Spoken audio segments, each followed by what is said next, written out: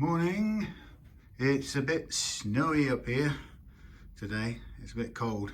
So I'm on a bit of a daytime session, partly because I've got band practice tonight, and also because if it freezes and gets much more colder and stuff, I'll struggle to get up here. So I'd rather be at home, not doing band practice, but not being in the snow, than being at home and not doing guitar setup. Anyway, so we've got Chris's good looking Squier Telecaster here. Basic thing, but it's going to get some of his favorite pickups, bare knuckles, and we're going to change those over.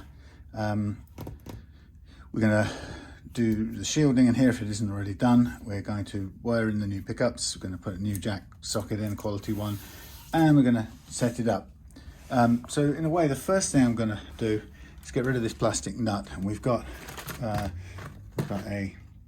what do you call it? A Tusq one here. I don't have a lot of amount of battery a bit, so this is all a bit not very good. It's a one camera shoot. Sorry about that, Chris. One camera shoot, but better than nothing. And also it won't finish because I still haven't got arrived yet the tuners I want. I've got some here which are better quality than the ones, but they're not sure that they're what I want. So while I'm here, I'm going to get kicked off. We're going to put some sacrificial strings on. We're going to put on a Tusq string tree. Also, there's not a lot of access to this here. What do you call it? Hole. And we need to sort of deepen that hole a little bit, which is something we could do at the end. Something that Chris has asked for anyway. So we'll do that at the end. Meantime, let's get this going with what I call the geometric setup. So I've got my little list of things to do. Come on, open. Oh, you son of a gun. This is actually in cold hands. This is not working. It's better. Brute force. Where was I? Yes, I need to just widen this a little bit. So yeah, a little bit non-standard, I'm afraid, but that's okay.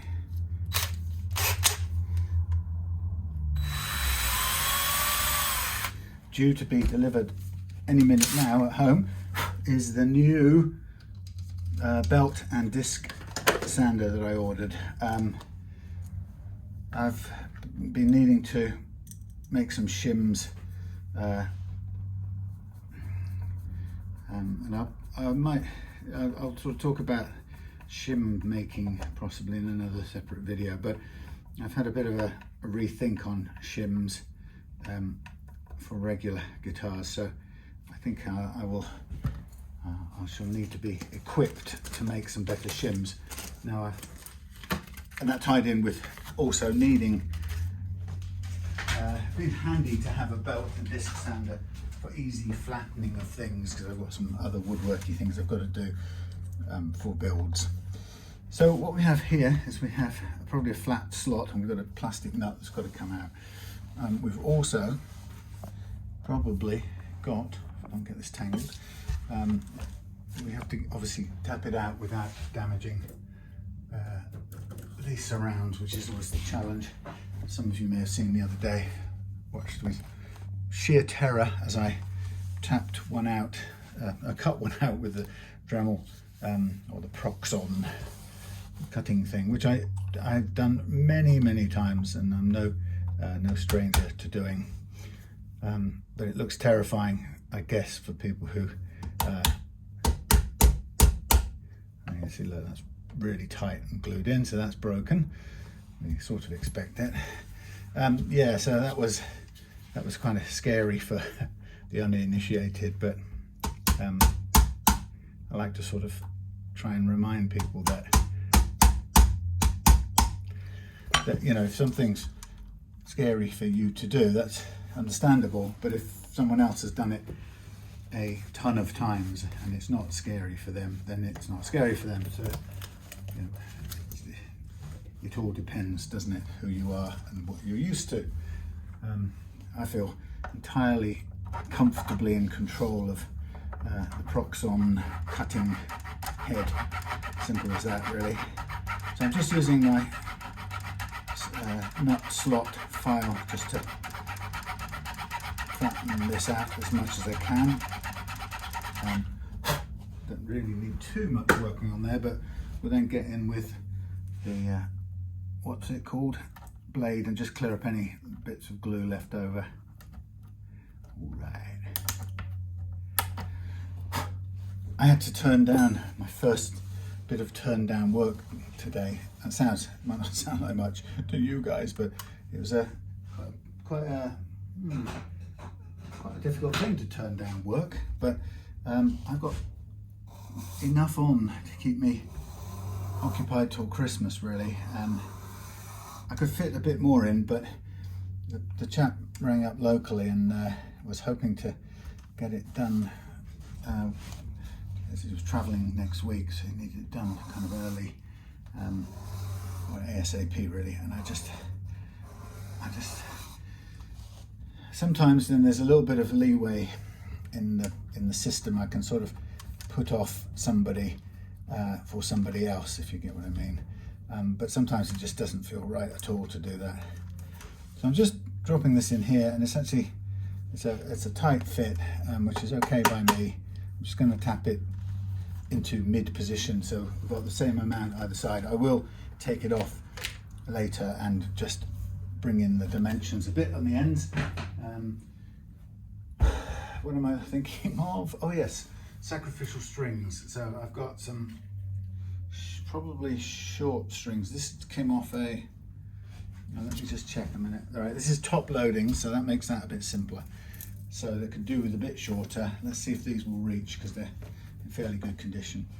Yeah, so yeah, I felt really bad turning it down, and I just thought, no, I can't put off existing customers, or I can't bump existing customers off just because somebody came in a sort of short order-y thing. Much as I'd like to accommodate it, and you know, also listening to what the chap needed on his guitar, it was, you know, it was he needed the action taken care of, and I would like to have been able to have done it with the old-fashioned, what's that thing the banana method. But oh well. So I turned it down, but just have to forgive myself. Okay, so at the moment, these will be very basic tuners. I think we'll compare these. These are an unused set, or actually a set that are better, but Chris can have for less. So we'll stick with these for a minute. What I'm really looking for is to make sure everything sits down nicely, so we can do what I call the geometric setup part of things. Let's crank this up.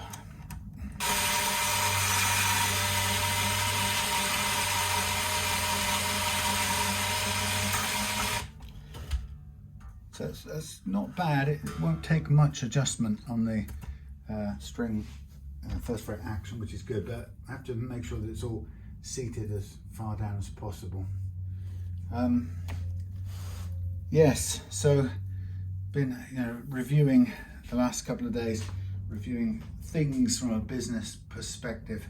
Oh my God, there's a horizontal snowdrift blizzard going on out there. I think we might, by the time we get around to 10 o'clock tonight, I think it might be a little bit dodgy to think about driving back from town band practice to home if this is frozen, or this kind of weather continues and freezes. I think I may have to cry off as well. The bass player's really said it's not worth risking for him. I understand that. Yeah, business wise, been having a chance to review, and kind of interesting sort of position, because being kind of older and tireder, you've got to be, if you're doing this sort of work, you've got to be realistic about what you can do and what you can't. Sorry, this is very boring. I'm just giving you a shot of the headstock while I'm pulling these on. Yeah, so So I'm going to be completely straight with you guys. Working at the rate that I work at, I just about pay bills, but not a lot of, not a ton of disposable income. Certainly not anywhere, well, not a ton of disposable income, leave it at that.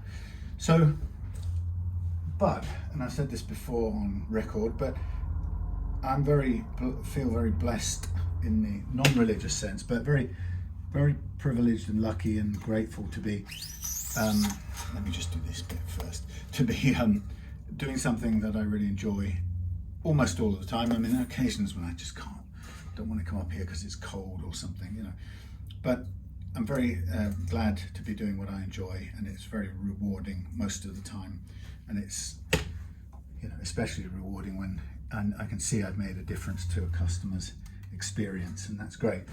So it pays off in more than just money, or not as more intangible reward, satisfaction than money, but it just about pays the bills, which I'm happy for, and we don't have an extravagant lifestyle, but it also means we don't have a lot of money to put aside for eventualities like cars breaking down or computers breaking, or it's even a bit of a struggle to pay the grand every year for the accountants, who do a great job for us, and it's expensive kind of, but I don't begrudge that at all. Anyway, so for those of you kind of who like the look of this lifestyle, the way I do it, it's not a ton of cash floating around. It's not overstacked with money and earnings, but I can't get this string to stay in the right plane. Oh my God, get in. But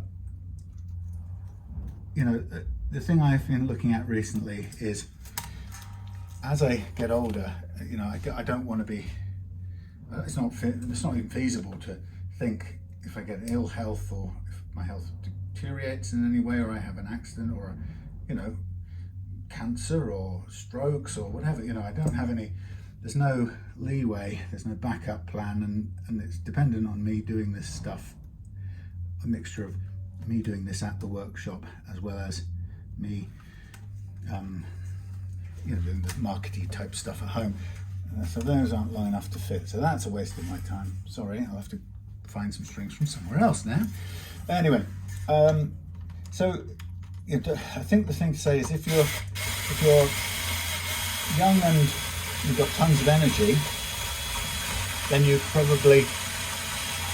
probably do a ton more work than I do, put through a load more business, and have a more comfortable lifestyle. But if I'm 61, and if you're like me, and there's only me working, so we run our estates on what I can earn with Reloved, which is paced at what's doable for me in terms of my energy levels, stamina, and at a level of business that is mostly repeat business and word of mouth, or comes via YouTube and things like that. So I would sort of say qualified customers who know what I do, and in many cases have decided that they want me to do the stuff on their guitar, and so there's not really there's never an issue of haggling over money or feeling like I'm competing against somebody who does it at a different price or whatever. So I guess part of what I'm saying is it's comfortable level of work for me. The thing that's probably not revelation, but I think the thing that I've learned along the way is that I sometimes would tell myself that I'm not doing enough in the workshop, or I should be on my feet more of the day, doing more setups and more this, that and the other. And what I sort of realized was that actually doing this the way I do it requires quite a lot more time I mean, you know, I spend a very credible chunk of day answering emails, buying parts, talking to prospective customers, and sort of helping out people with different bits and bobs. So it does pan out to be quite a full-time job, although, you know, as I say, there's a limit to how much workshop time I do, which is a mixture of, ties in with the amount of work that comes through, which is comfortable for where I'm at with the world at the moment. So it sort of balances out, but I think as I say, the surprise might be at how much time goes into the ordering, the customer servicing kind of stuff, and that's absolutely fine. That's how it should be, so that, you know, people like being kept in touch with, know what's going on, and, you know, going the extra mile to make sure, you know, packaging's thorough and the booking is, and they're kept informed, and so on and so on. Anyway, so if you're interested in this kind of life, you first thing you've got to think about is, if you want to do it in a way that customers feel looked after and supported, then you've got to do the customer service angle really well, and that takes time, and, you know, right down to the things. A lot of time, my time, or quite a bit of my time, is spent every day. I'm uploading what I'm working on, you know, to Facebook posts, which just keeps things ticking over on Facebook, and keeps new people drop in and find out some of what I do and are interested and ask me to do stuff. And sometimes, you know, people just drop in for a particular discussion and then clear off, and you don't see them again. It's all fine. Anyway, so there's that time has to go into that, and it could be that sort of social media stuff, video editing. I don't do a lot of video editing, but you know, picture editing, social media updating, responding to customers, ordering parts, finding the right parts to order, which can take quite a while. It's kind of working out to be about, the string's bound to break when I tighten it, but I've got to use it for the time being. It kind of works out about easily half, and possibly even a bit more sometimes on all the other stuff. So that's one of the first things I realized in doing this, is that part of me, I started out thinking, because I only do 3 to 4 hours a day in the workshop, which is, you know, for me happens to be about my physical comfortable limit for standing up in the cold workshop, or whatever it is, or, you know, for concentrating on detailed work. Because I was, you know, that's my sort of natural limit, I tempted to feel like I wasn't doing enough, or I should be doing more. But yeah, what I realized is that actually that's a natural kind of limit for me, and to push it beyond that would be not very fruitful. So it's sort of, it takes a while to establish what's healthy for you to do in the workshop. But I guess the first thing is you're always going to have to acknowledge that you're in this sort of thing, which it does work around you being a crafts person of sorts. Then you are the limiting factor. There's one of you, and the only way you're going to increase the amount you do is either your company does, is either by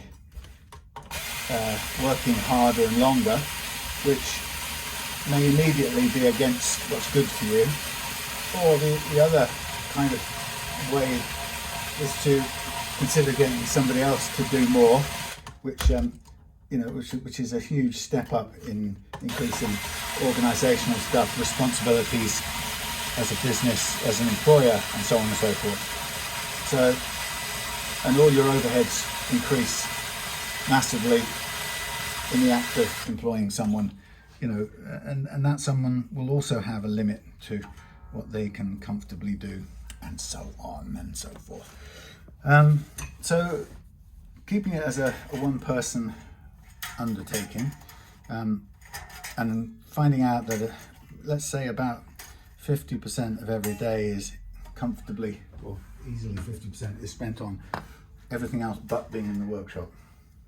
That's the first thing I kind of realised. What I'll do is I will, wow, so that's interesting. This is too low at this end. That won't work as a direct drop in. It's not so bad at this end, so I'm going to have to lift this up slightly, which is an absolute pain in the what's it, because it's not really the kind of nut for doing that with, and I don't have a flat. What's the number of the nut? 5,000? No, this is a 5,000. 5042, I think, or something is the flat one. So what we've got is we've got too deep a slot over that side. We need to lift this up, but because it's shaped like so, I can't really lift one end up without, really I ought to shim the whole lot. Now, one way of doing this, and I was halfway to doing this yesterday actually, and I haven't done this before, is to use a little bit of rosewood and use that to put the little boot on the, but this is interesting because this is supposed to be level. Oh, it is on that side, okay. So what I'm thinking of doing is to create a tiny wafer thin shim across here and use this rosewood stuff. So this is again going to take a little bit of a detour from what I had planned, but we've got to do it. So let me put this, let me put it in the chair over here safely. You go there. Now, what do I need? I need, heater's on. We've gone from 5 degrees to 12, which is a good start. So what I'm going to do is I'm going to, first of all, I'm going to start by flattening both sides of this rosewood. So I cut a little piece yesterday for something very similar to this. So it's not actually that easy to handle. It's a very small thing, so it'll improve in easiness once it's stuck to the remainder of the nut, but then you get spoon tars. So I'm just trying to flatten this down a little bit. Probably could do with snipping it down so we're not working with the whole amount. It's quite common, I've seen people use bits of wood to make shims. I've always used other bits of Tusq material, but not quite so easy to do on the nut like this with a little foot. But the foot's very handy because it allows you to use this radius of nut in a flat slot. So I've got my little piece, and what I want this to be is to be generally flat on both sides. And once I've got it flat, I can stick it to the nut, and then as a whole I can work that down so that we've got a little bit more room on the treble side than the bass side, but my ambition here is to get these glue points done. There's not a lot of contact space. Now I know this is, I've got some blanks. I could make a blank completely from scratch, but let's try this method first. So 3.24 is the width we want, and this is 4.4. So I'm going to now just, oops, this is why having the belt and disc sander would be handy. But I mean, I've done all of this all the time without it, so I'm not going to bleat about that. When we get it, that'll be a nice addition. Yeah, so yeah, early learnings was that thing about, you know, about as much time again is needed to do the sort of customer service, social media stuff as is spent in the workshop, and that suits me. You might be somebody who can happily spend the entire day. You know, if you're half my age, I'm sure you could comfortably spend the whole day, twice as much as I can do in the workshop, and feel refreshed and invigorated by doing it. But it doesn't work for me. So for me, it balances out. But I guess the answer or the point is that you need to find a balance that works for you. Okay, So what I next want to do, they're getting close to the right dimensions. So they said this is going to be 322, and this is now currently 35 something. I'm going to now switch to finer sandpaper, and what I'm just trying to keep is a straight edge on this, so it's right angled. What did we say? 328, we're nearly there. I just want to ensure nice straight angle on this one. Hard to see at this range.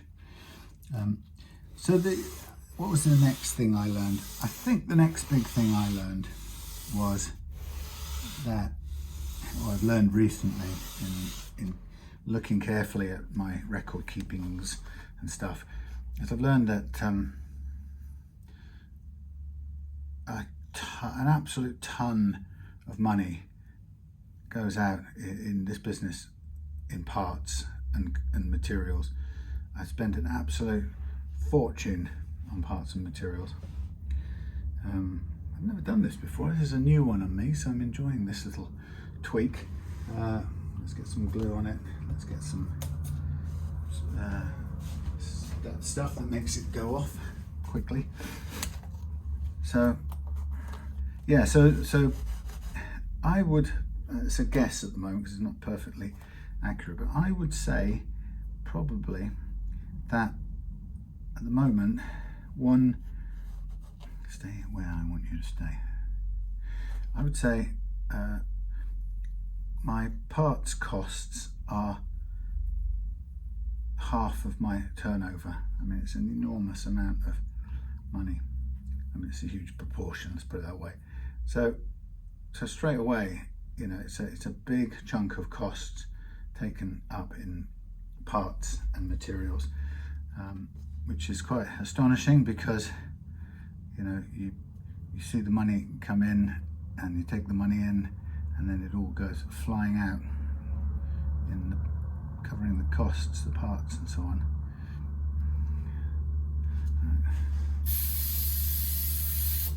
It's not perfect, but it'll do.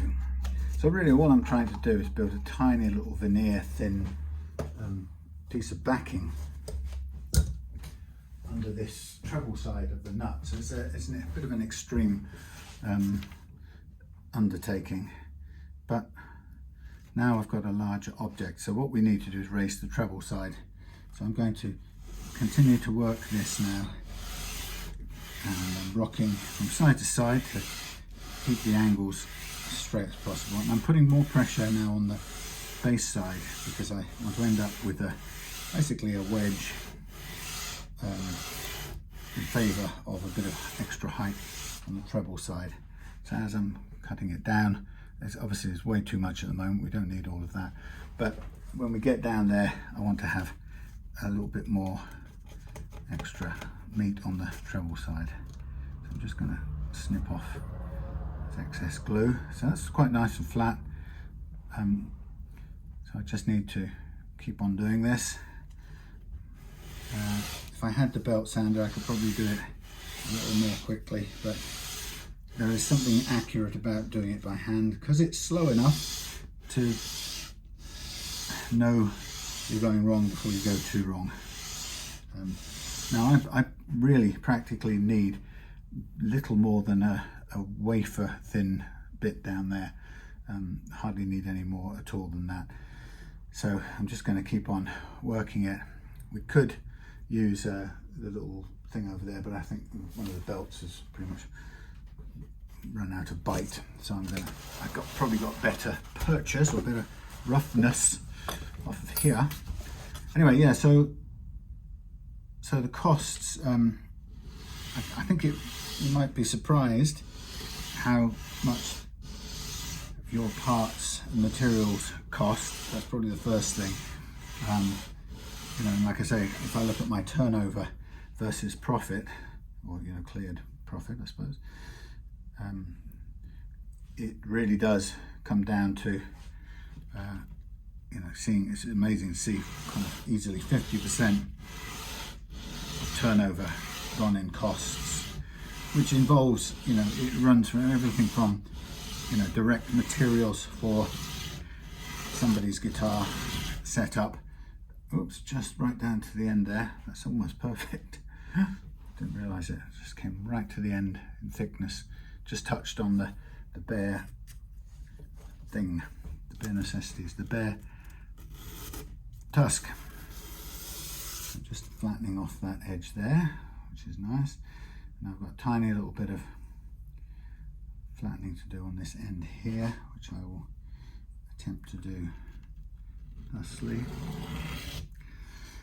Yeah, so the thing about that is it's actually not surprising that there's that much is involved in costs of doing the business.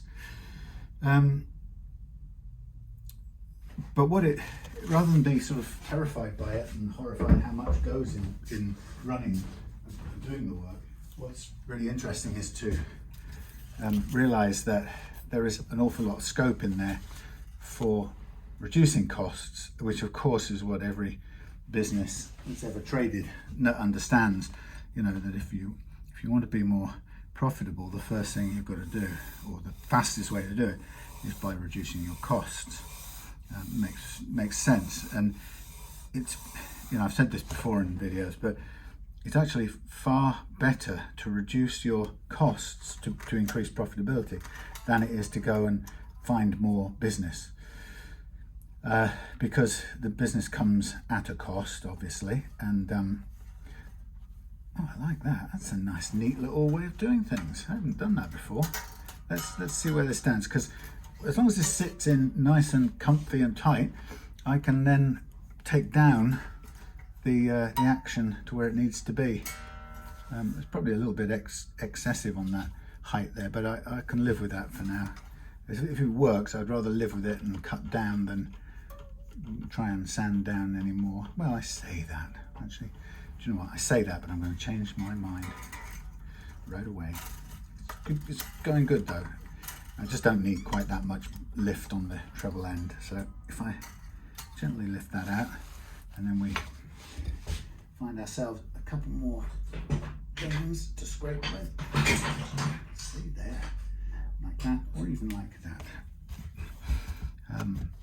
Yeah, so if you want to reduce or increase profitability, obviously the thing you want to look at doing is reduce your costs, and there's a lot of opportunity to do that in this sort of guitar-y thing, because if I do look at all the costs, I see where I'm careless in my purchasing. For example, you know, I don't hunt around necessarily for the best bargain, or I will tend to err always on the side of actually just a little bit incautious in the shopping department, right? I don't hunt for the best bargains, and so as a result, I'm trying to get this flat, but it's hard to be perfectly flat. As a result, you know, what I'm aware of, I think, is there's a lot of opportunity for me to reduce costs if I'm careful and thoughtful about it. So I haven't really done it exactly, but I can do it, and that will be something I need to look at sort of now and onwards. So there is scope to do that, is what I'm saying, in a long roundabout way.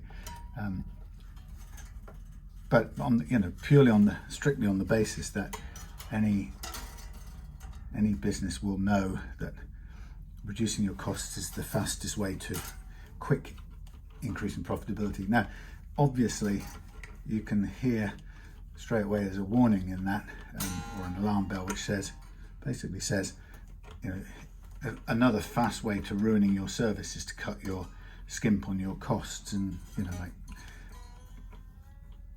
find a cheap supplier of less substandard materials that don't, you know, aren't as good as anything else.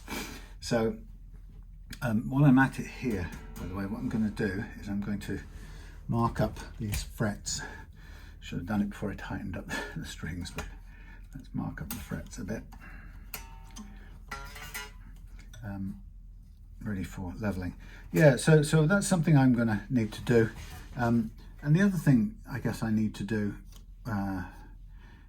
so I kind of, I should probably, this should be a separate video with diagrams to make sense. But one of the things that I realized is that as I get older, if, let's just assume, and it's not a safe assumption, but let's assume I don't get catastrophically ill, fingers crossed, and I am able to carry on more or less doing stuff, I'm still going to want to be, I'm going to have to recognize that I'm not going to be necessarily capable of coming up here and doing this sort of stuff every day.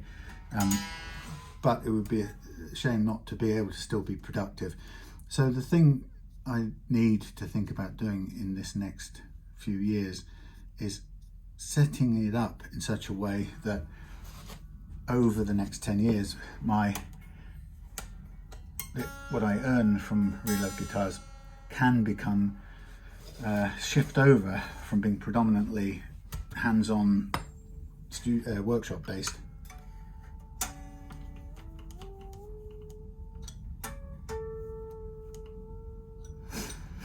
to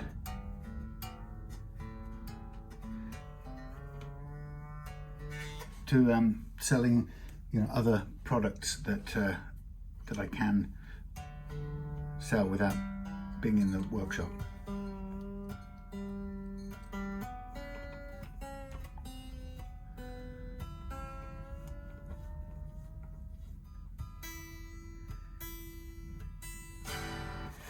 Right, so that's near enough to that done. What I'm going to do, I like to do this geometric fret leveling before I do anything else, because then it's out of the way. So I'm now going to just check the neck relief. It's a little bit relieved. Now, this is where Chris was saying there's problems.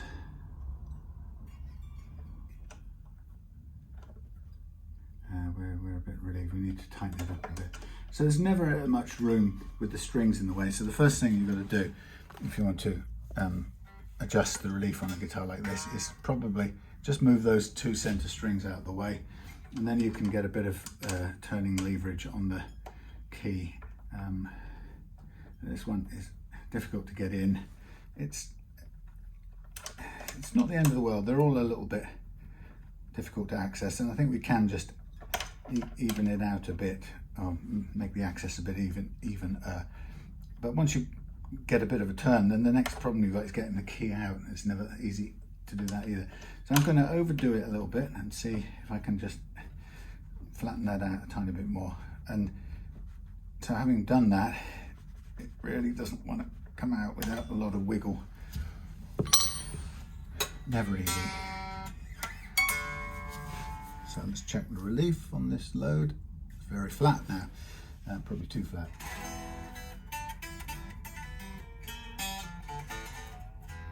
But I never mind doing it really flat, because as long as I know what it is while I'm doing it, it tells me what I can get away with. Now, the spacing on this saddle is actually a little bit extreme. There's not a lot of leeway on this neck, and as I can see it right now, it's a tiny bit privileged biased towards strings over the treble side, and that's partly to do with the way this is sitting. So if I just balance this out a little bit more,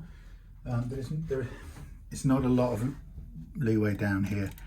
It helps to have this staggered so they don't lean to one side particularly, but even still I would want that moved a little bit to this way, about 1 millimeter that way. So I'm going to have to do that with the neck, but as long as I know I have to do it, that's all right. Next thing I'm going to do, if I assume my relief is okay, I'm now going to concentrate on my last fret action, which I want as 1.2, excuse me, 1.2 on the treble side and 1.5 on the bass side, and a sort of gradient in between.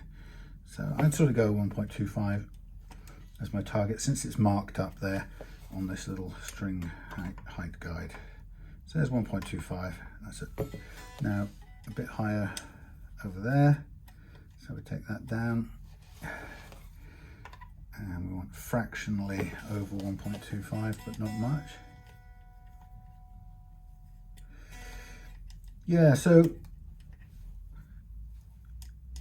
it's an interesting challenge to look at that huge. I mean, in a sort of way, it's daunting to think, of how much money goes in parts and materials to run the business.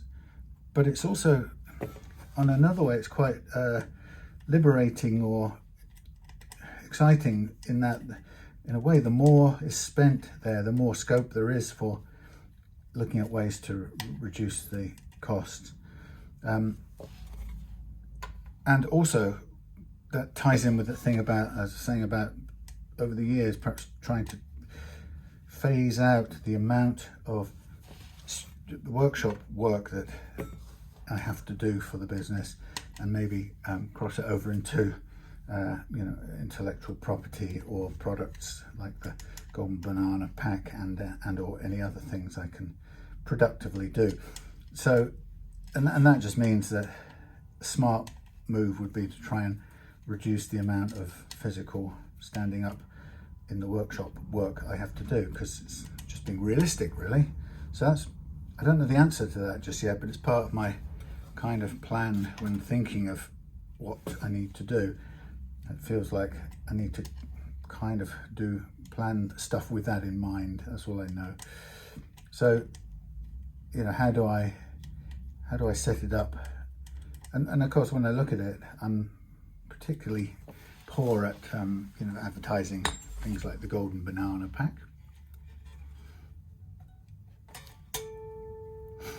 So a simple thing, if I want to spend less time in the far future, in the workshop, it would be better if I got better at promoting that product, which isn't dependent on me being in the workshop. So I've got to get a bit smarter in that respect, is what I'm saying.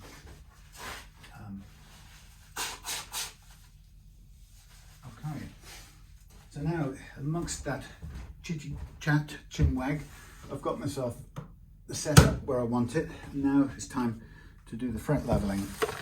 And it's a really nice low setup as at present, and I'm going to do the sort of standard fret leveling with the banana method, as you all probably know of,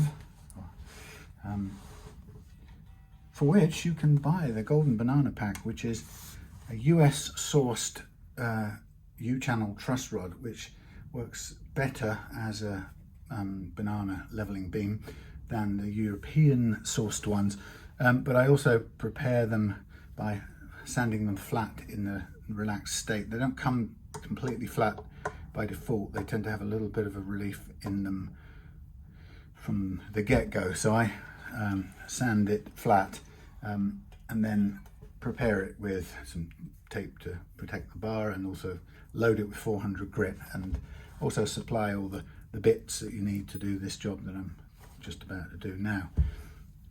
And that kit, plus access to an ongoing series of bi-monthly, is that bi-monthly, once every 2 months,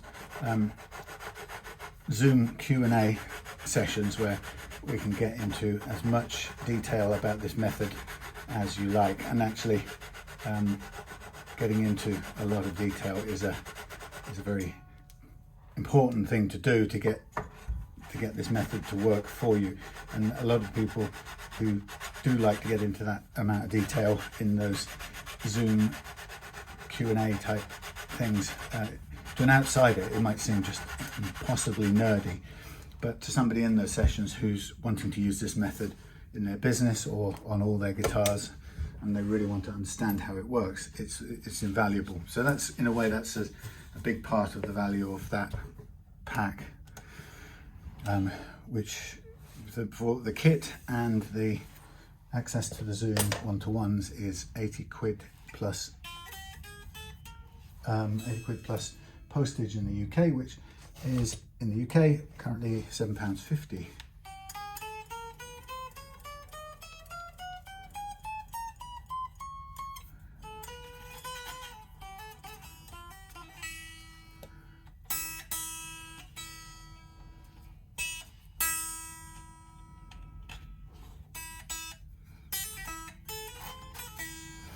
Okay, that's all that first track needs. Now I'm going to go straight to the second track without calibrating, because I used the same calibration for the first and second tracks. Let me show you, before I do that, let me show you what the results of that one look like. We're still plugged in to keep the power supply going. So cutting, not hardly cutting quite a bit, not very much, those two. Cutting okay, quite a bit, okay, not at all at the end. So we've got low, medium, a little bit lower, medium, a little bit lower, medium, higher, medium, low, higher, slightly low, medium. So you can see just from that description, that's a series of ups and downs. It doesn't really make any sense to call them high or low. It's just, you know, higher or slightly lower, or, you know, it's kind of, is that the whole? Thank you. Yeah, just describe them in relation to each other. What you can tell is there's clear variation between them, and that's what matters. What this process aims to do, obviously, is to reduce the difference between all of those undulations, because it's the difference between them, whether some are low or some appear high.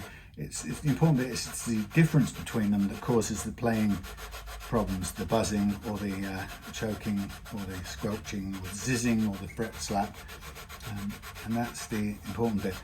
What I found over the years that's even probably more important is that this business about the difference between them all is far more to do with, this difference occurs when the neck is compressed under load. So you wouldn't really find that difference when it's just relaxed on the bench, because it has to be under full string load for this to bunch, and it's quite substantial. And when I first started doing this, I really didn't think it was. I thought the impact of the bunching aspect of the compression, the longitudinal compression, I used to think that was, I don't know, just broadly maybe added, you know, was by leveling with that bunching in place with this method. I used to think it was maybe a 15% improvement on the flat, relaxed strings off method. Actually, the more I do this over the years, the closer I'm getting to thinking it's at least 50%, if not more,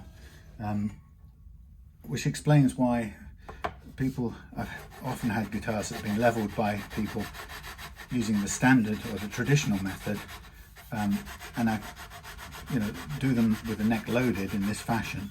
And actually what I find is, most importantly, what I find is chokes and buzzes on bends and, you know, on the fatter strings when they just spin and they have what I call fret slap. And then this method is able to free up those chokes and to large part alleviate the fret slap on the fatter wound strings. So since I kind of realized that, there's no way I would do it in any other way than this method.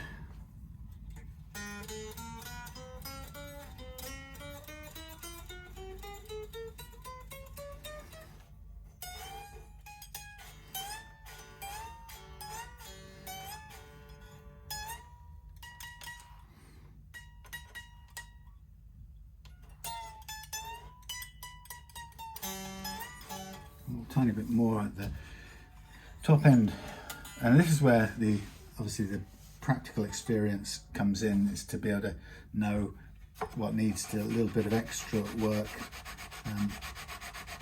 The G track is kind of critical because it's the place where, if you have any unevenness generally, it's the place where it'll sort of make itself known as you're bending strings. If you like, it's coming towards the top of the hill of the radius, and so it's going to interfere more than the E and the B. It's going to be the place where the strings choke out. So you often get a little bit more leveling there to make them play. So this is across here. Now I have got incredibly flat neck at this point in time and incredibly flat action.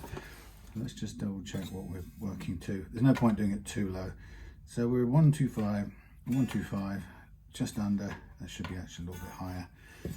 So that's first minor adjustment. Not a lot of adjustment, just minor. Okay, what we got? We've got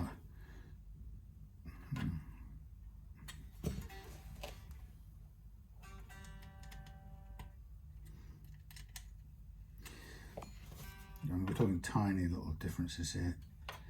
Okay, and again, this needs to come up too.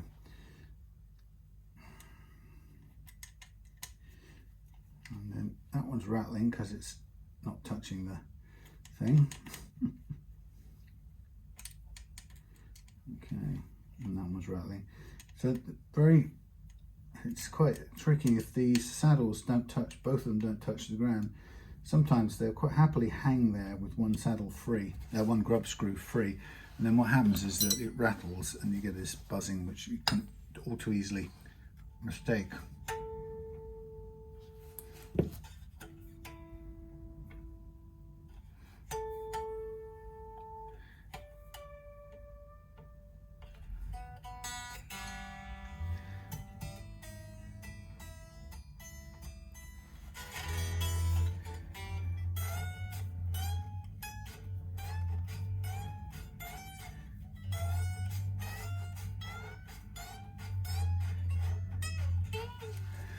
Okay, at the correct height that works, so I'm not going to level anymore, there's no need to. Okay, so yeah, so back to having talked about the method, so coming back to doing this as a business. So I've got a sort of plan in mind. It's not exactly a grand strategy, but I've got a sort of an idea of, I think I've got a level of balance between studio workshop work and kind of social media, video, buying parts and all that stuff, activity that kind of works for us, me and Claire and I. So that seems to work out for us. But to make it more profitable and more sustainable, what I need to do is to look at, first of all, my cost base and see where I'm really just being careless and sometimes quite profligate in my spending. You know, I'm kind of like a lot of people. I think I'd rather be doing something, making something, than worrying about shopping around. But I think I probably need to be a bit more forward thinking, if nothing else, in terms of purchasing.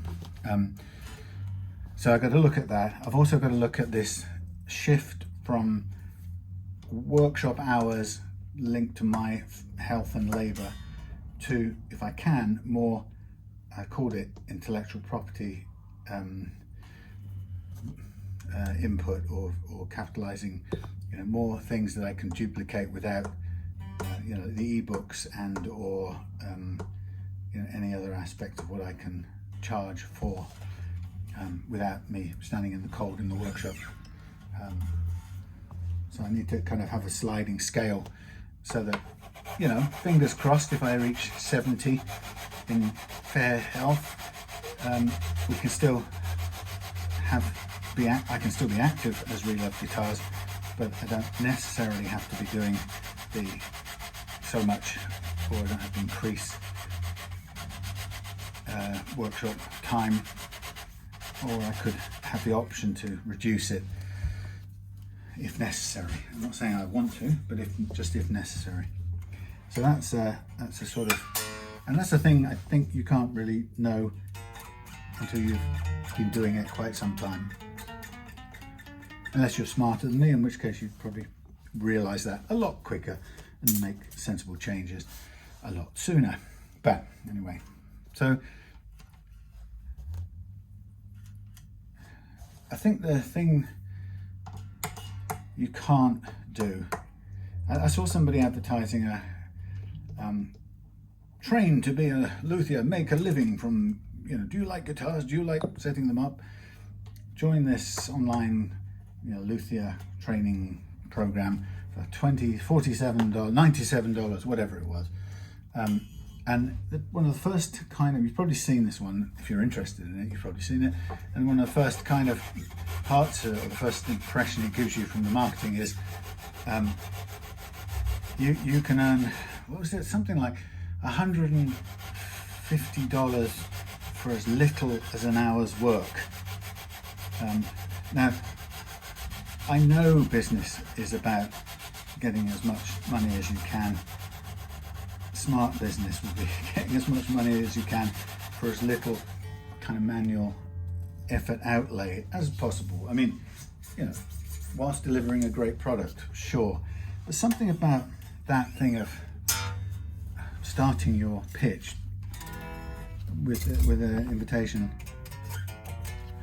to get this much for as little as that much effort.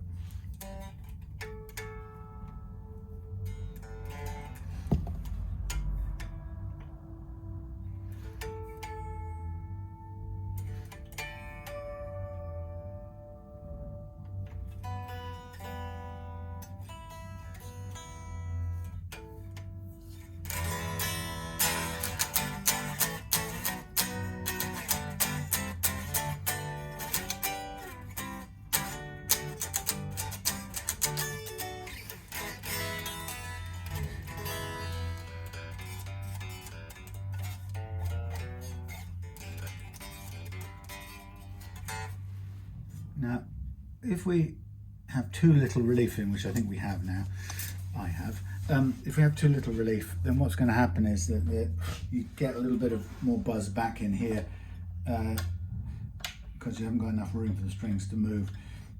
So it's a bit like it's almost into the land of back bow, which we don't want. So what I'm just going to do here is I'm going to get this thing in again. I'm just going to go back the other way slightly. So first of all, we've got to get the bite on this thing, which it doesn't automatically want to do. It's at a pitch at a low angle. So there we are. So I kind of get a feeling now of what I have to remove just to make this entry access a bit easier.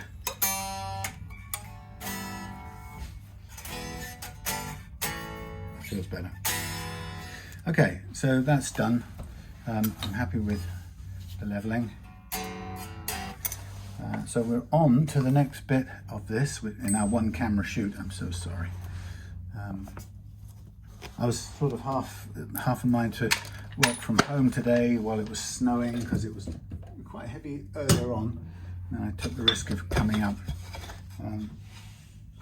Okay, so what I need to do, I forgot to do this little bit. It's only a tiny adjustment, but it's an important one to do right now. So I'm just going to make sure that we've got the whatchamacallums. Let's see if I can point this at you and see it at a better range view. Something like that. Sorry, one camera restrictions.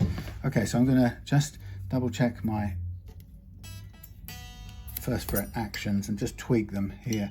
Now I'm going to do it on the basis that this is seated nicely, which it is, and we're not going to change this. We're going to pull it out to shave the ends. Actually, you know what? This probably makes more sense to do that little bit first, and then we'll get it back in place. So let's snap these off, and then we'll glue it in place so it's all happy. Let's work with what we've got.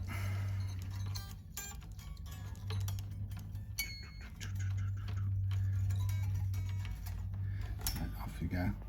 I'm going to use that string, hopefully, to lift this up.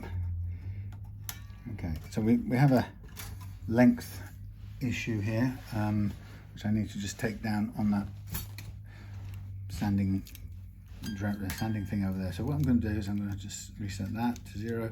I'm going to just check the overall width of this slot.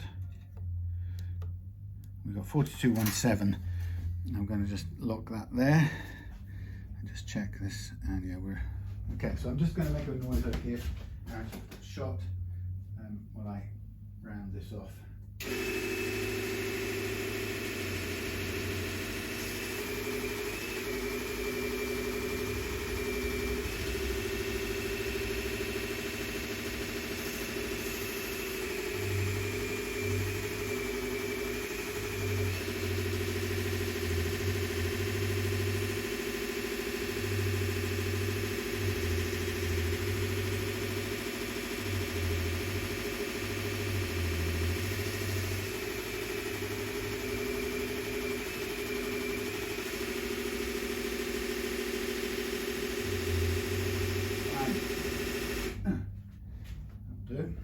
So I'm just going to round these edges off a tiny little bit. Sorry, I moved the view. Sorry about this.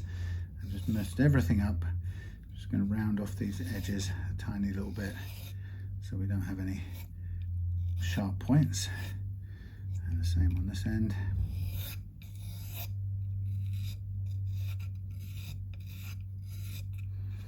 And the same here.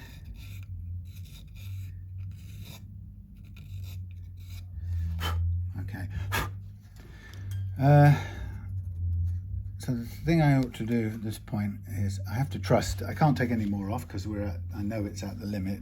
So what I'm going to do is I'm going to put a tiny bit of glue in here, and we're going to get this placed and held down as best as we can.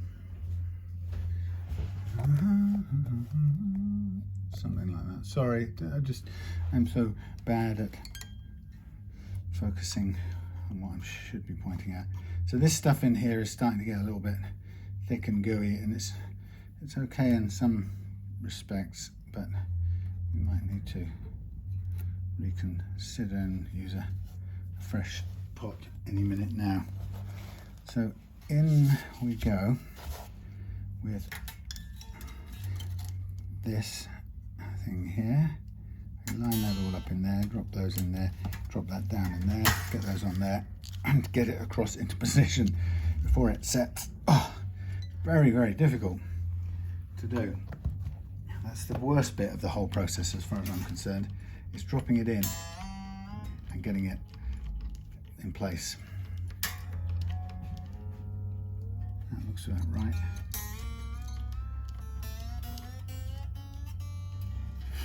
So I'm just now going to double check the seating.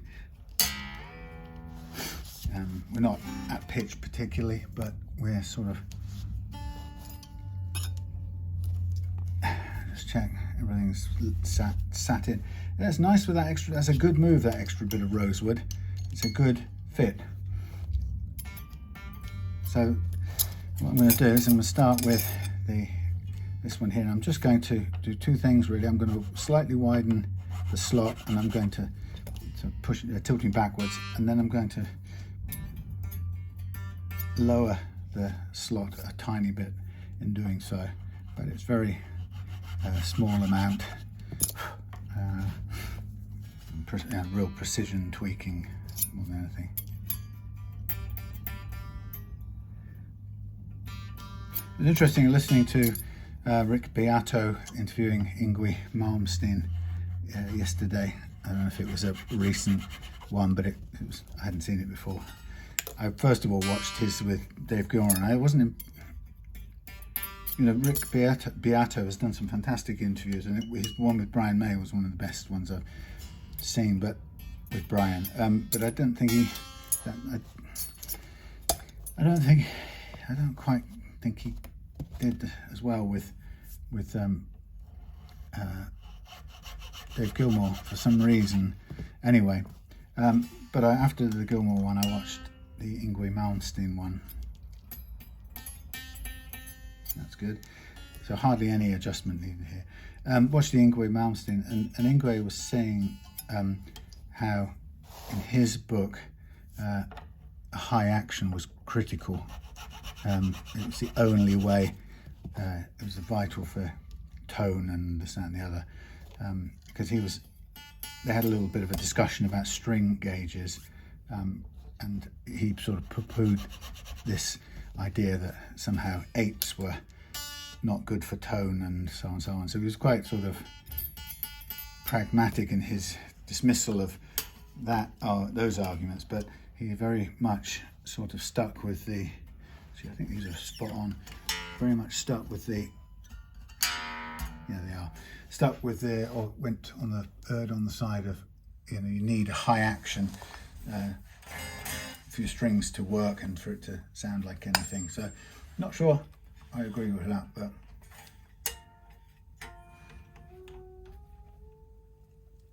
I mean, what was right was he was talking a lot to do with, the tendency on most guitars for a low action to strangle the strings because they're hitting the frets. Well, that's right, but the same doesn't apply if you're not hitting the frets.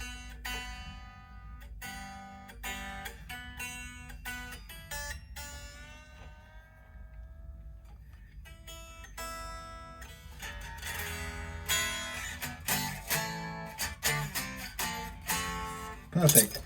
I'm happy with that. Woohoo! Yes, so I'm not sure I agree with Ingwe on that. But you know, I often hear people say, oh no, I can't play with the strings that low, and I try to sometimes explain that the thing that stops you getting meat behind the string or alongside the string isn't the height of the string standing up here, it's actually the height of the frets, and below a certain height your fingers will skate over the top.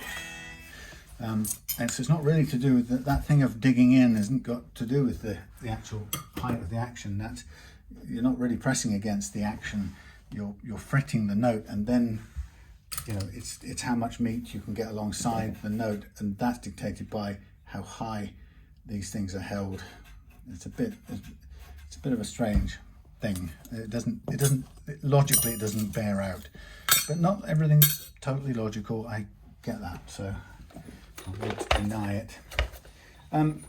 You know, and I have no interest in arguing with people, you know, about this is the right way or that's the right way. You know, I know that customers come to me who want low actions, and I deliver that. And you know, you can have an experienced guitarist saying, no, but that's terrible, that's an awful action, and it you know, does this and that and the other to their tone. And you might say, well, perhaps it does.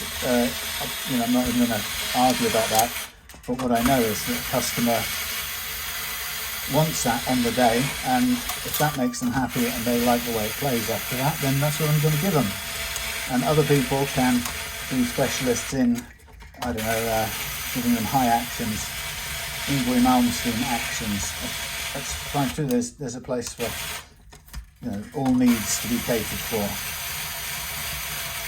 Okay, so as you can see here, we've got the frets levelled under playing tension, longitudinal compression I like to call it. And so we can now snip these off, because I don't want to try and drag the curly bits back through the top loading.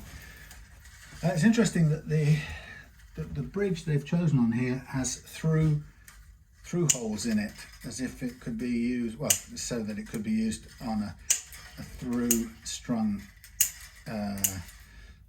body. I suppose that kind of saves them making multiple versions of bridges. Just an observation, I had to double check to make sure they weren't actually string through ferrules that I was somehow missing, but there aren't. Okay, so that's the precision leveling done. The nut is also done. There's a tiny bit of perhaps rounding I'm going to do on the nut. There's my thing there, 13 degrees. My heater is struggling to get us beyond 13 degrees at the moment, but hey. So for the rounded bit of the nut, I'm just going to put it down there, and I just use my safe edged file, and I'm just feeling for the rounded, the sharp bits, so I can just ease them off without having any effect on the front edge of the nut. So that's nicely rounded off. So that's good. So the next step for me is to recrown these frets. So I'm just going to support that end with a bench dog, or whatever they call them, and I'm going to remark up these and go over them with the Squier crowning file, and this will just round off any flat spots on the edges so that we don't have well, basically puts it back into the fret, back to as close as possible an arch shape, which is the shape it prefers. It doesn't want to have a flat spot, because the flat spot will play, but it will move, it tends to move the intonation point along closer to the bridge, but we don't want. So I'm going to use my medium sized side of this, and when you do this bit of level recrowning, what you tells you very quickly how much metal you've removed, because how much you need to do to get the fret to be shiny with just a tiny thin strip of marker pen down the middle is the target. And the ones we've worked on more take a little bit longer, perhaps like this one. And this would coincide with what we would have observed earlier on about, you know, which frets were appearing to be cut most. And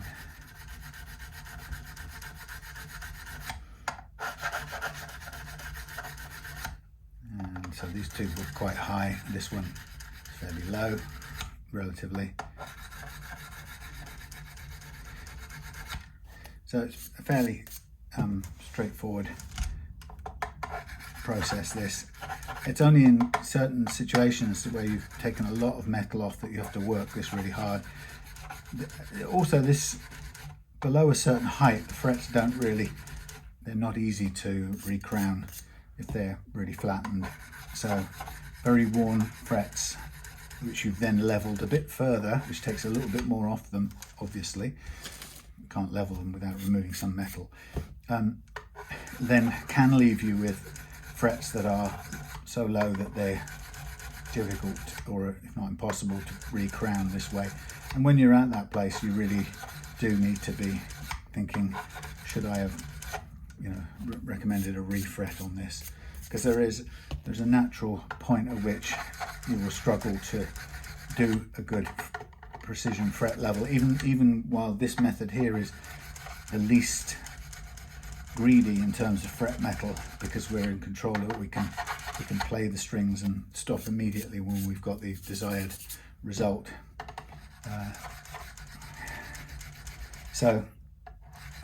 While it's the kindest method, there's still times when there isn't enough material and we just have to face it,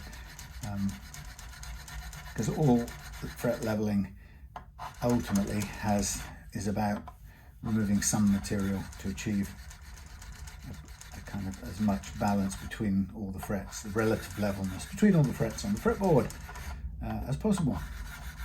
So, in other words, you aren't going to do it without some reduction of material. And if the frets aren't particularly tall to begin with, then they're not going to feel particularly tall afterwards. Okay, so that's the leveling done. Now I'm going to just wipe down. Now the next thing I'll probably do, let me see these. These are better gearing. These are, I don't know where these are from, that's the problem. They're practically the same as those with a nicer button, but I don't think we'll change them for now. What I'll do is I'll order some in as intended, or I'll get some in. But what I need to do now is I need to reduce this, the floor of this thing down. I think Chris has already had a go at it a little bit. Now we can sort of look at doing it with a grindy, burry, cutty thing, which I can't remember where it's gone, the one that I would use.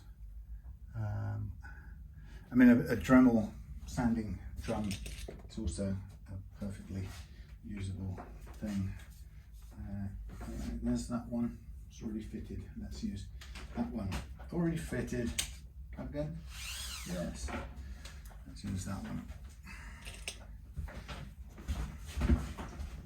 Thank you. So I'm just going to, you're on a leash here now. Hold on. I'm going to just approach this like so, and I'm going to come in at this angle here, and I'm going to see, we can't get any lower there, and the problem is we need to get a bit lower, so I am going to remove these. There it is. I'm going to remove them because otherwise I'm not going to get the angle I want.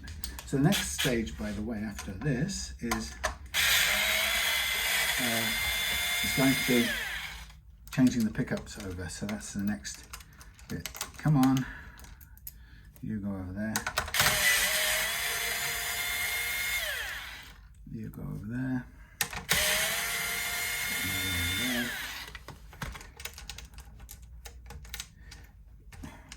I think I only need to take the 3 off.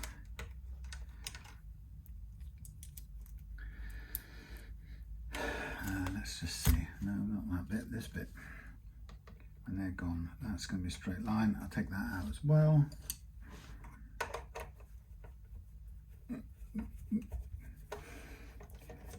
Yes, so the whole thing about doing guitar work as a business, I think, is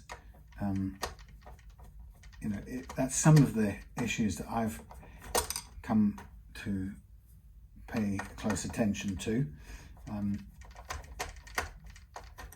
and in a way, the position I'm in, I feel very grateful for, is that I've got a good reputation, you know, that I'm proud of and have worked hard for over all these times, and so I have the luxury, if you like, of having that reputation. So I've got the sort of room to try and improve things from here on.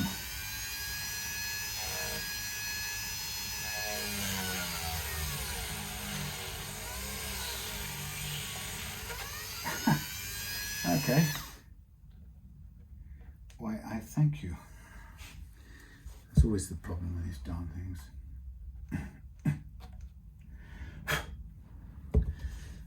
They won't stay on.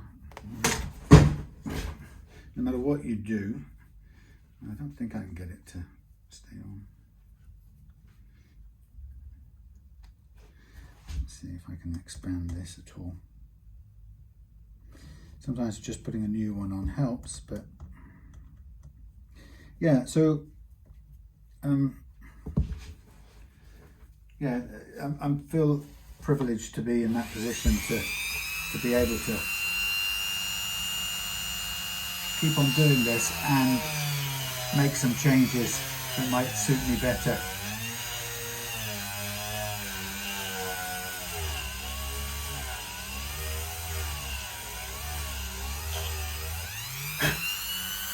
Not perfect, but this is a functional, I'm doing a functional adjustment here so that you can get your Allen key in more easily.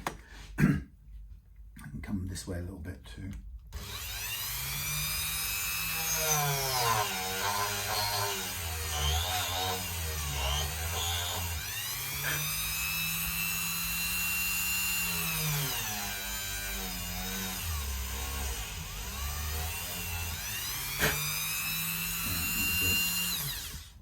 As we can do, I think. Small tweaks. Now while I'm at it, I need to do the tweak on the neck position, but I can't really do that just now because I don't know where the strings are going until I have the strings back on, so I'll have to defer that until later. A bit of a ding there where the spinny bit of the metal bit touched down. Really too bad. There's that. That. Yeah, so, you know, oh, come on. Thank you.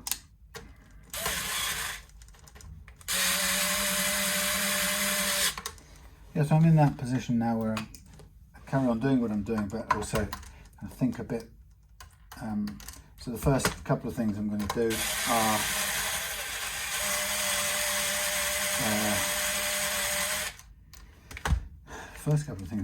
is make a video ad for my banana pack, and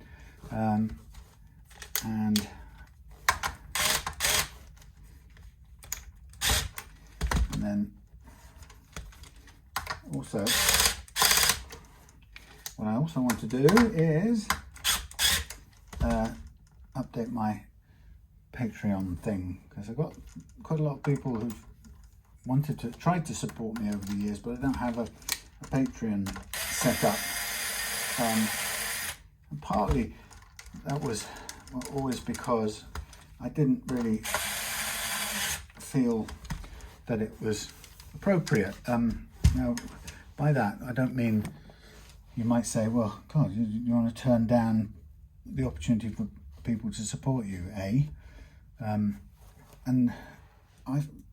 to begin with, I felt like I certainly didn't feel that I was entitled to that kind of gifted support, because I was getting, certainly even in YouTube, and people would say, you give away such great stuff, and like to donate something or give you something to say thanks. And my stance on it would be, look, I'm getting everything I need from running YouTube without you having to add something to it. It's very kind of you, but that's me being very principled and probably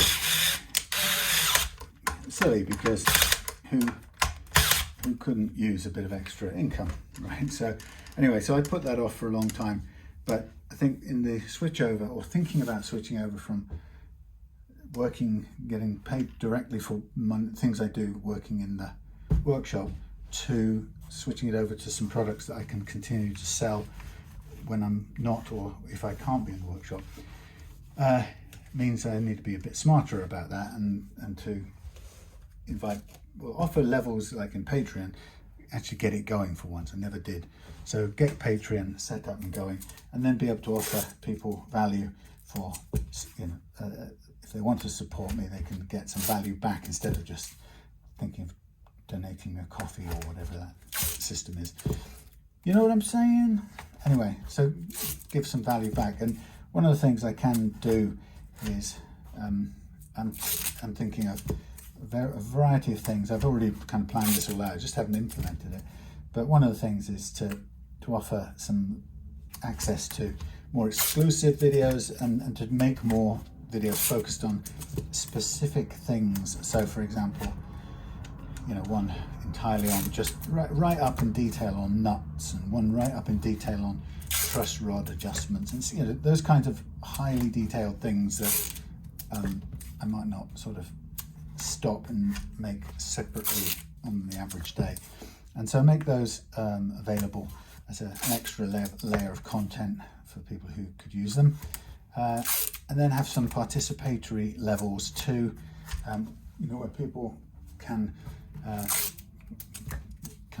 maybe through Zoom or something, have some direct detailed setup support,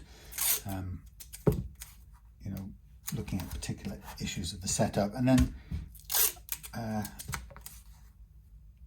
obviously the detailed precision leveling using the banana method, that's a part of the golden banana pack, but the content from that could be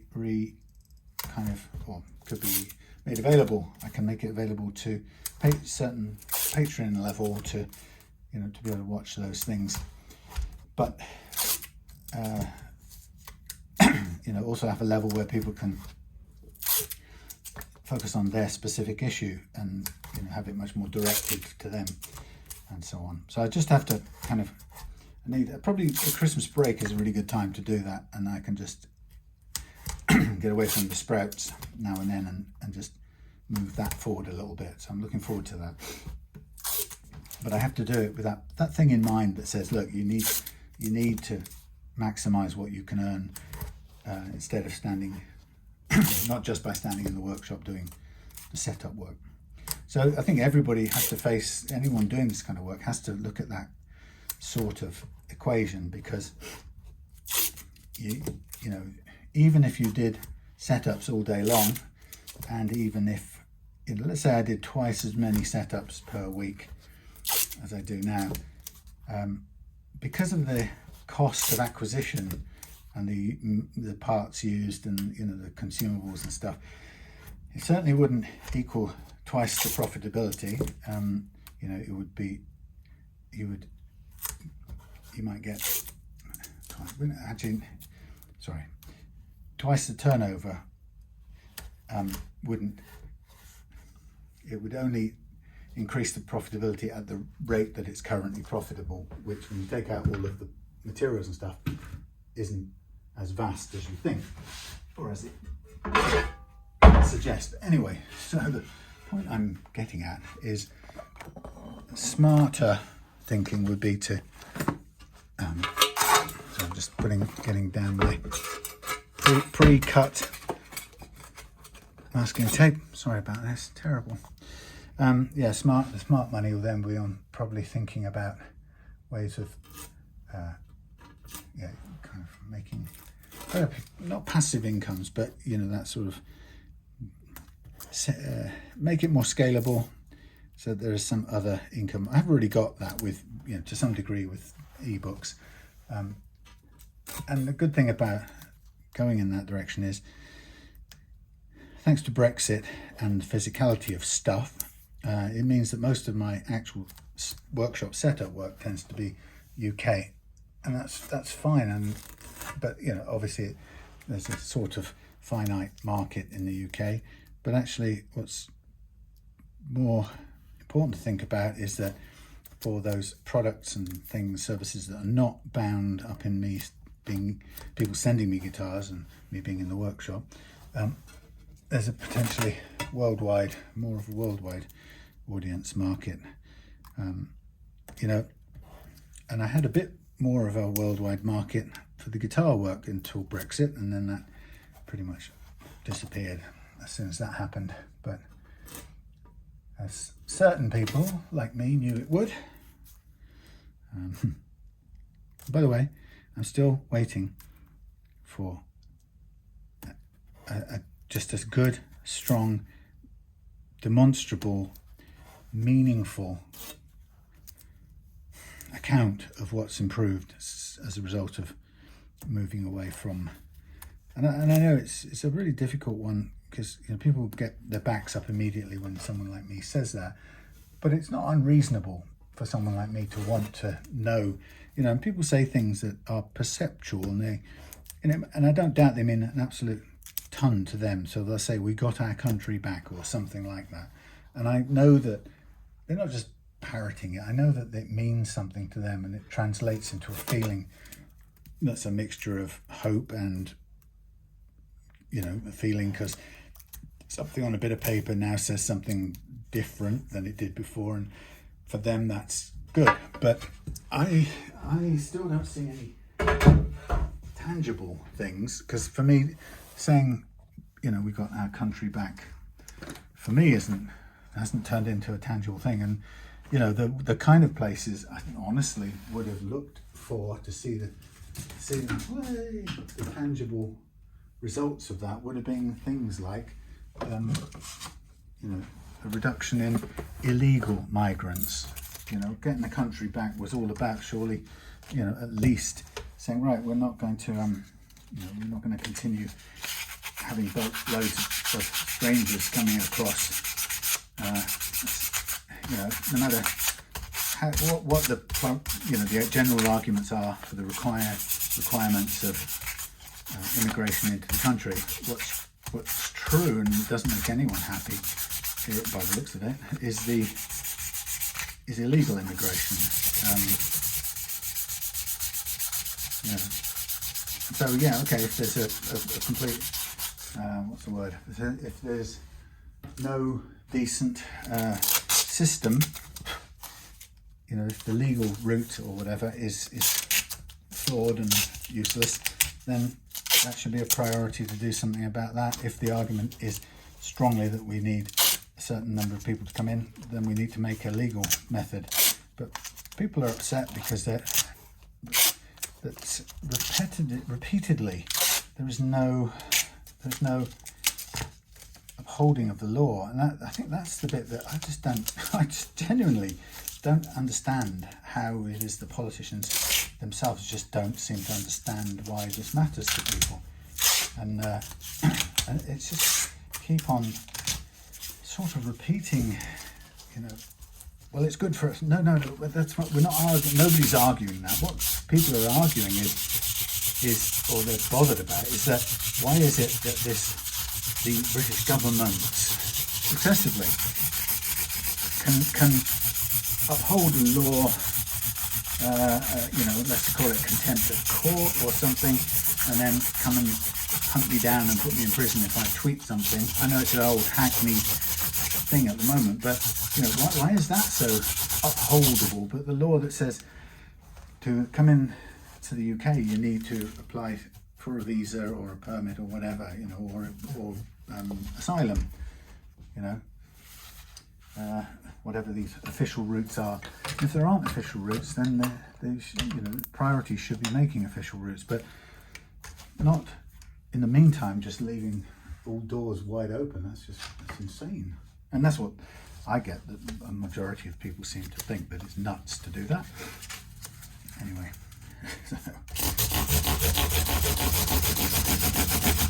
I don't know why I ended up on that topic, but that's some reason came to mind. Let me get some more paper. It's a very odd situation indeed. But yes, I was on about Brexit, and still wanting to. I understood that the people for whom Brexit was a big issue, a lot of the people, and I share their concern. Wanted to be able to make the British government at the time put its foot down and say, no, we can't let, whatever it is, 40,000 people a year, 35,000 people a year turn up onto our congested shores and find our way into our holding systems. That's not good for anybody. It's not good for the world order. It's not good for us. It's not good for people already here and so on. So I kind of understood that, and I share that concern, and from that aspect, I empathise with people who were under the impression that Brexit would give them that, but it didn't, and I'm not sure what else it was supposed to give, because it doesn't seem to have delivered anything. And I think the bit that bothers me is that the nearest I've heard from some people who are all pro-it is that a common explanation for why nothing good is being delivered seems to end up expressed as, well, it's because we were betrayed in the delivery sort of thing. And it's like, is that excuse or that account of it going to hold water forever? I mean, I was more of the opinion that it wouldn't deliver something of any worth because it didn't really promise anything tangible of any worth. Like that old thing about the British government could have controlled its own borders in the first place. And it wasn't the EU stopping the British government. And I think that's what we've seen since, is the British governments, the two British governments, have no teeth. They've got no stomach for enforcing it. They could have enforced it then, and now once we're no longer in Europe and free from those constraints, which I think a lot of people used as rather than admit the British government was toothless, and in fact, it's easy to say, oh well, it's because it's a it's a Tory government that's not doing it and they're rubbish and we need to get another kind of government in. And what all of us have surely got to admit is it doesn't matter whether we're in Europe or out of it, whether we're Tory governed or Labour governed, nobody seems willing to do what it takes to stop 40,000 illegal entrants every year. And that's just mad. And I hate the fact that rather than any of us getting a chance to kind of look at that reality that I've just laid out there, which is, it isn't the Europe that stopped us controlling that, and it isn't the fact that it was Tory and not this and not that. It's no government had the appetite to do it, whether in or out of Europe. That's the problem. And if we fall for the thing about being in or out or being Tory or Labour, all that does is it sets people, that kind of explanation for why it's not being achieved, why control of our borders is not being successfully achieved.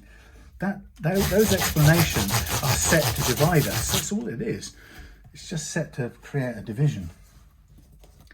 And, you know, what we need to be asking really is, what is it about this issue at this point in history that is, where did I get there? What about this issue at this point in history that seems to resist or we seem unable to tackle? That's the question. What is it about it that's so uniquely difficult at the moment, this point in time, to deal with? Because I've absolutely given up with any, I never had, but it's confirmed to me that it doesn't matter what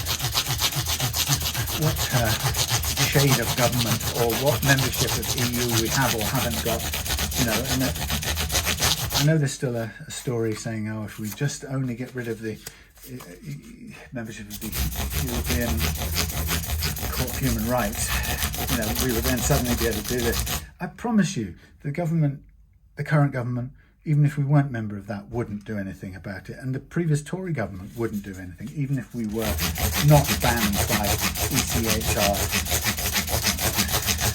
I mean, I know some people will disagree with that, and they'll say, you know, they will point to the European law being used to stop the, you know, those flights that were supposed to be going off to Rwanda or wherever. And they might be right. There may be that was maybe if that had gone ahead, things would look a bit different. But you know, and I think what's probably true is that I would certainly say that historically, I suppose, that the Conservatives look more likely from amongst their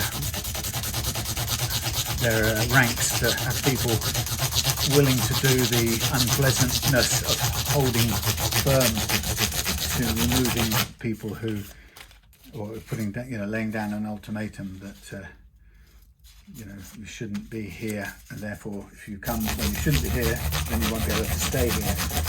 I think probably it's true that Tories would have more stomach for upholding that, but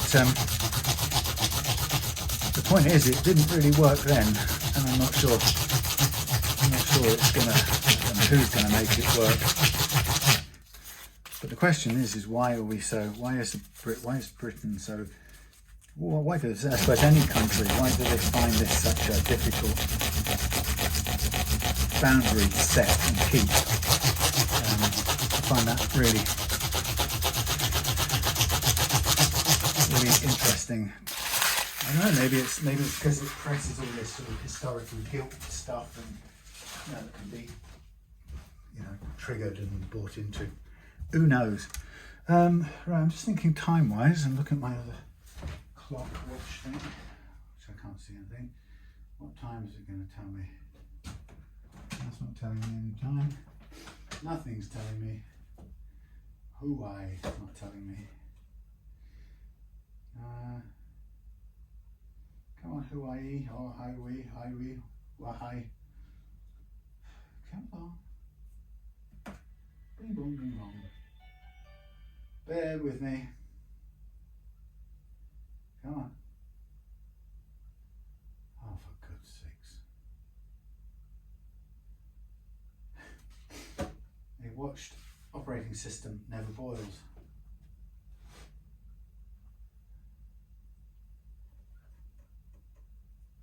Right, 13:17. Thank you. 13:17.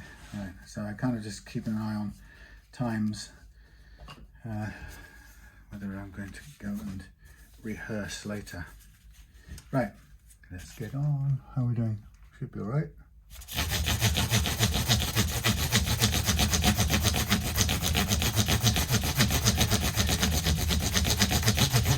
I wonder whether if I need to go home or too late, what I may do is I may take soldering stuff home and finish the soldering bit at home, to change over the pickups. Not ideal for this video, I understand, but it may suit my schedule today a bit better than staying up here later. Anyway, so yes.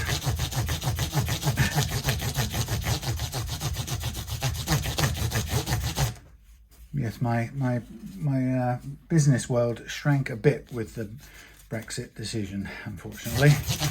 So I lost European business. I used to get some, just interesting German guitars from people, setups. So I have to think about business that I can do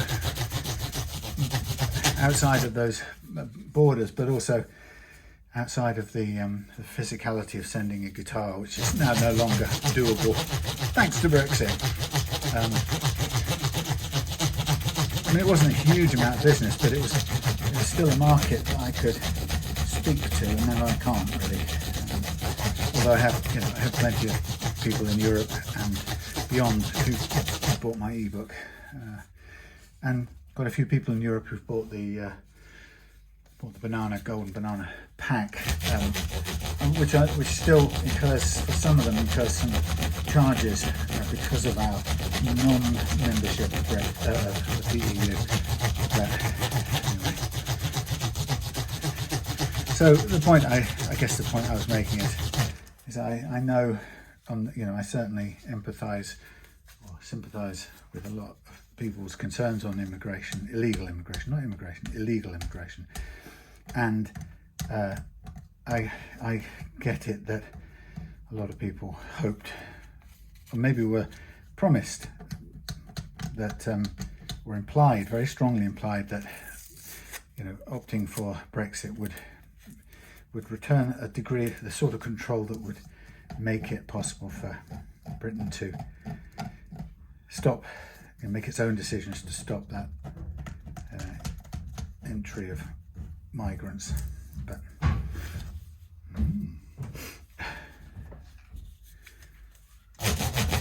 anyway,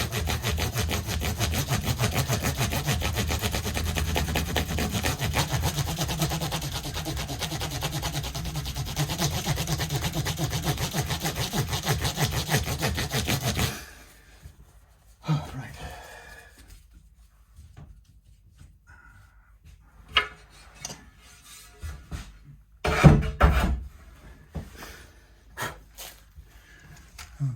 Okay.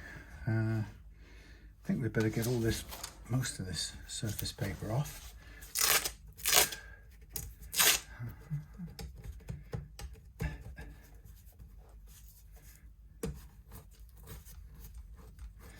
Come on.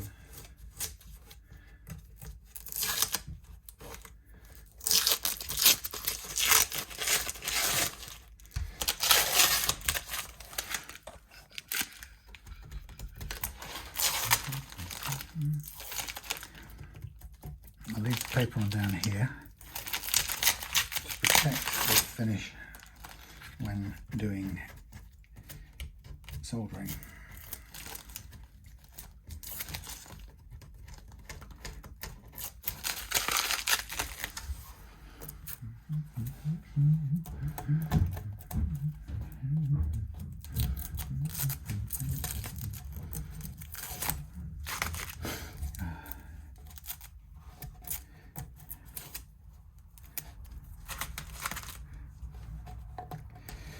Okay, so now